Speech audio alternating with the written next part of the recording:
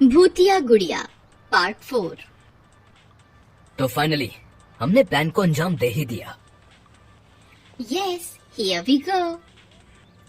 तुमको देखा तो ये ख्याल आया। यार विकी, प्लीज सॉन्ग चेंज करो, हम घूमने जा रहे हैं, कम ऑन। हाँ यार, कोई अच्छा गाना गाओ। इतनी मुश्किल से तो इस लाइफस्टाइल से निकलना होता है, यहाँ तो ये सब सुना रहा है। सबसे पीछे की सीट पर दीप चुपचाप बैठा था। तभी विक्की बोलता है, अरे दीप, क्या हुआ, चुप क्यों बैठा है? तू घूमने आया है क्या? मम्मी की याद आ रही है? अरे नहीं नहीं, मम्मी की नहीं, किसी और की। हर वक्त तुम लोगों को मजाक सोचता है। मेरी ऑफिस की लीव्स अप्रूव नहीं हुई है और तुम लोग मुझे यहाँ उठा के ले आए हो।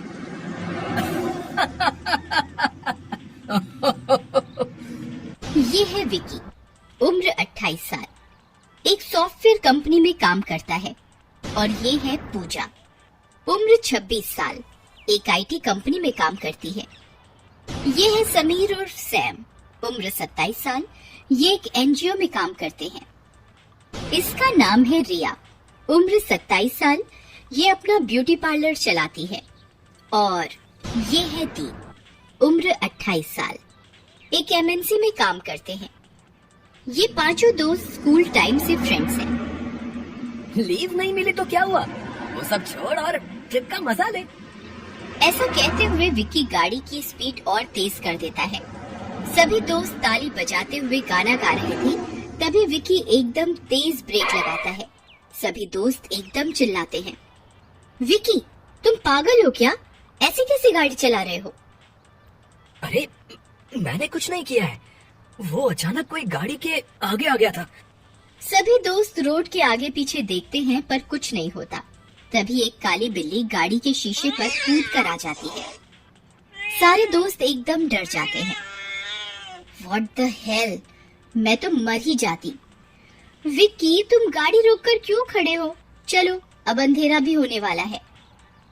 हाँ यार, अंधेरा होने से पहले हमें होटल पहुंचना चाहिए। तभी बारिश शुरू हो जाती है और सभी दोस्त फिर से गाना गाते हुए बढ़ चलते हैं। तभी रास्ते में उन्हें एक लड़की मिलती है, सफेद फ्रॉक में भीगी हुई। विक्की ने उसे देखकर गाड़ी रोक दी। क्या हुआ बेटा, इतनी रात को बारिश में आप यहाँ रोड पे क्या कर रही हो? कुछ नहीं अंकल, मुझे आगे की चौराहे तक छोड़ दो, मेरा घर वहीं है। पूजा को इतनी सुनसान जगह पर छोटी लड़की का मिलना, वो भी सफेद फ्रॉक में, अजीब लगा। पर सभी दोस्तों ने इस बात पर ध्यान नहीं दिया और उसे दीप के साथ बैठा लिया। सब लोग फिर आगे बढ़ चले। विक्की ने शीशे में देखा तो उसने एकदम गाड़ी रोक दी। अब क्या हुआ विक्की? विक्की एकदम पीछे मुड़कर छोटी लड़की को देखता है। उसे वह लड़की नॉर्मल लगी, जिसकी आंखें शीशे में लाल दिखी थी। कुछ नहीं, एकदम नींद आ गई थी। तू कहे तो मैं गाड़ी चलाऊं? अरे नहीं, किसी को भी ड्राइव करने के लिए दूंगा, पर तुझे नहीं। यह कहकर विक्की फिर गाड़ी चलाता है। थोड़ा आगे जाने पर बाकी सब दोस्त सो गए क्योंकि रात हो चुकी थी और विक्की ड्राइव कर रहा था। तभी विक्की को रोड पर कोई खड़ा दिखाई दिया। उसे देखकर विक्की के पैरों तले जमीन खिसक गई, क्योंकि ये तो वही लड़की है जो दीप के पास पीछे बैठी थी। और डर के मारे विक्की गाड़ी को घुमा लेता है और पेड़ से टकरा जाता है। सभी को चोट लग जाती है। भगवान का लाख लाख शुक्र है किसी को ज्यादा चोट नहीं आई। अरे कोई उस छोटी लड़की को भी देखो, वो ठीक तो है ना? सैम गाड़ी में देखता है पर गाड़ी में वो लड़की नहीं होती। दीप, वो लड़की कहाँ है जो तुम्हारे पास बैठी थी? पता नहीं, अभी तो यहीं थी। तब रिया बोलती है, शायद वो डर के मारे भाग गई होगी। और सब अपने आप को संभालते हुए गाड़ी से सामान निकालते हैं। अरे यार, गाड़ी की तो हालत ही बिगड़ गई है, अब हम क्या करेंगे? करना क्या है, आसपास देखो, कहीं रात गुजारने को तो जगह मिले, बाकी सुबह सोच लेंगे क्या करना है। तभी रिया को कुछ चमकती सी चीज दिखाई देती है। वो देखो, वहाँ कुछ चमक रहा है, जरूर वहाँ कोई रहता होगा। पास जाकर सब देखते हैं कि वो तो एक लैंप जल रहा है जो पेड़ से लटका हुआ था। और इतनी रात को इसको यहाँ कौन जलाकर इस पेड़ से लटका के गया है? बस करो यार दीप, तुम फालतू बातें छोड़ो और इसी पेड़ के नीचे अपना सोने का इंतजाम कर लो। अब मैं और नहीं चल सकता। यहाँ इतना अंधेरा है और आसपास भी कुछ दिखाई नहीं दे रहा था। पर मैं अब और नहीं चल सकता। हाँ ठीक कहते हो। अब इतनी रात को हम कहाँ जाएंगे? यहीं पर कैंप बना लो। और तब विक्की, दीप और सैम 2 कैंप लगाते हैं और पूजा और रिया आग जलाते हैं। आग जलाते ही थोड़ी सी रोशनी हो जाती है। तब उन 5 दोस्तों को एक सुंदर घर दिखाई देता है। सब खुश हो जाते हैं और विक्की दरवाजे पर जाकर देखता है। अरे यहाँ तो ताला लगा है और एक ओम का लॉकेट भी टंगा हुआ है। अरे खोलने की कोशिश करो, रात बिताने के लिए इससे अच्छी जगह नहीं मिल पाएगी। विक्की दरवाजा खोलने की खूब कोशिश करता है पर उससे दरवाजा नहीं खुलता। वापस कैंप के पास आते ही विक्की के पैर से हल्दी का चक्र जो घर के चारों ओर बना था टूट जाता है। चक्र के टूटते ही झूला एक बार फिर तेजी से हिलता है। ये कैसी आवाज थी? मुझे तो बहुत डर लग रहा है। अरे डरने की कोई जरूरत नहीं है। शहर से दूर यहाँ नेचुरल एटमॉस्फेयर में कितना अच्छा लग रहा है। पता नहीं यार, अचानक मेरे पैर में ज्यादा दर्द होने लगा है। अरे अब सब सुबह देखेंगे किसको क्या हुआ है। और एक टेंट में रिया, पूजा और दीप और दूसरे में विक्की और सैम सो जाते हैं। दोनों टेंट में पतले कपड़े से बनी खिड़कियां थी। 1 घंटे बाद ही पूजा की आंख खुलती है। उसे महसूस होता है जैसे खिड़की के पास वही लड़की खड़ी है जिसने उनसे आते हुए गाड़ी में लिफ्ट मांगी थी। पूजा एकदम उठकर बैठ जाती है। बैठने के बाद देखती है कि खिड़की पर तो कोई नहीं खड़ा है। तभी खिड़की से पूजा की नजर सामने वाले घर के दरवाजे पर पड़ती है और ऐसा लगता है जैसे कुछ चमक रहा हो। इतनी चमक देखकर पूजा खुद को रोक नहीं पाती। रिया, दीप, देखो वहाँ कुछ है, चलो चलकर देखते हैं।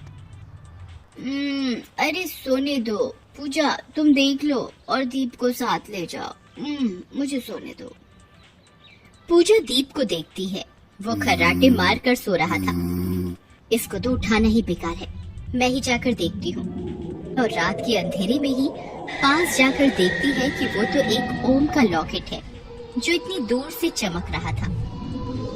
वाह, कितना सुंदर लॉकेट है, वो भी सोने का।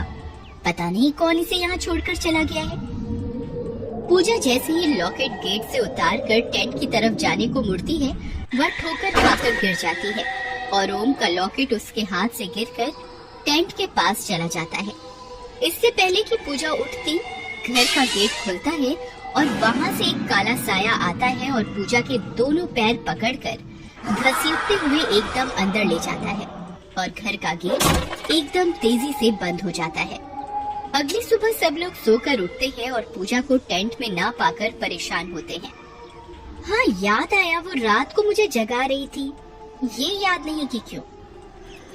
वो बात तो ठीक है, जगा रही थी, पर अब कहाँ है वो? यार ऐसे परेशान करने का क्या मतलब है? कहीं जाना भी था तो बताकर जाना चाहिए था। तभी विक्की को ओम का लॉकेट जमीन पर गिरा दिखाई देता है। अरे ये क्या? ये तो वही लॉकेट है जो इस घर के गेट पर टंगा था। मैं जब गेट खोलने की कोशिश कर रहा था तब मैंने इसको गेट पर टंगा देखा था। तो इसका मतलब पूजा घर के अंदर है। वाह, अगर उससे घर का दरवाजा खुल गया था तो हमें भी बुला लेती, हम भी अंदर सो जाते। अकेले मजे ले रही है। पूजा, तुम कहाँ हो? क्या तुम इसी घर में हो? तभी अजीब सी आवाज आती है जैसे हड्डियां टूट रही हैं। उस कमरे में जाकर देखते हैं तो वहाँ नीचे कोई नहीं होता, पर आवाज तो अब भी आ रही होती है। तभी रिया की नजर छत पर पड़ती है और वो बेहोश हो जाती है। विक्की रिया को संभालता है और तब सभी छत की ओर देखते हैं। पूजा छत पर उल्टी बैठी थी और बाल नीचे की तरफ लटके हुए थे और वह कभी अपने दांत किटकिटाती, कभी कभी तो वह अपने सर को पीछे से पूरा घुमाकर आगे तक ले आती और फिर जोर जोर से हंसने लगी।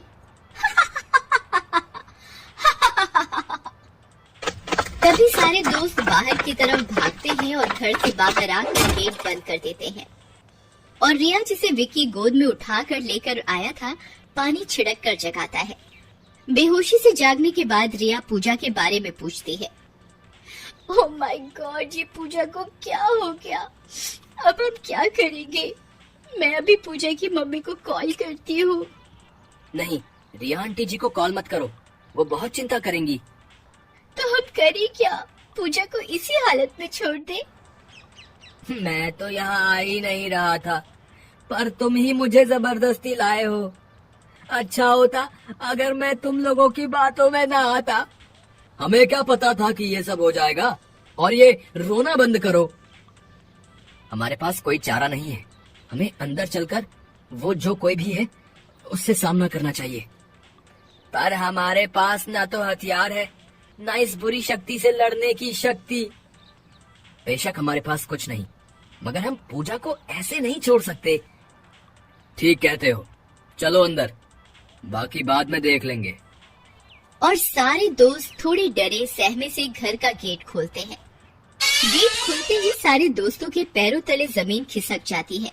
वो देखते हैं कि पूजा उल्टी होकर छत पर चल रही थी।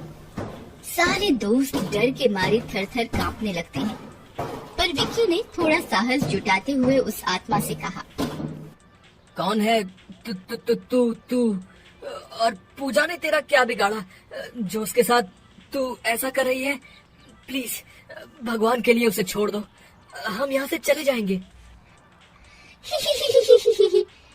नहीं, पूजा दीदी बहुत अच्छी है, मैं इनको नहीं छोड़ूंगी। तुम लोग जाओ यहाँ से, ये मेरा घर है। नहीं, हम पूजा को यहाँ ऐसे छोड़कर नहीं जा सकते। प्लीज पूजा को छोड़ दो, प्लीज प्लीज प्लीज। हाँ, हम खाली हाथ नहीं जाएंगे। कोई बात नहीं, पूजा को तो मैं नहीं छोड़ूंगी। तुम लोग अगर नहीं जाना चाहते तो यहीं रहो मरने के लिए। मरने की बात सुनकर दीप डर जाता है। घर से बाहर जाकर भागने की सोचता है, पर जैसे ही दीप बाहर जाता है वो देखता है कि घर के चारों ओर गहरा खड्डा हुआ था, वो भी इतना कि नीचे गहराई का कोई अंदाजा न लगा सके। दीप भागकर घर के अंदर आ जाता है। तुम कहाँ चले गए थे?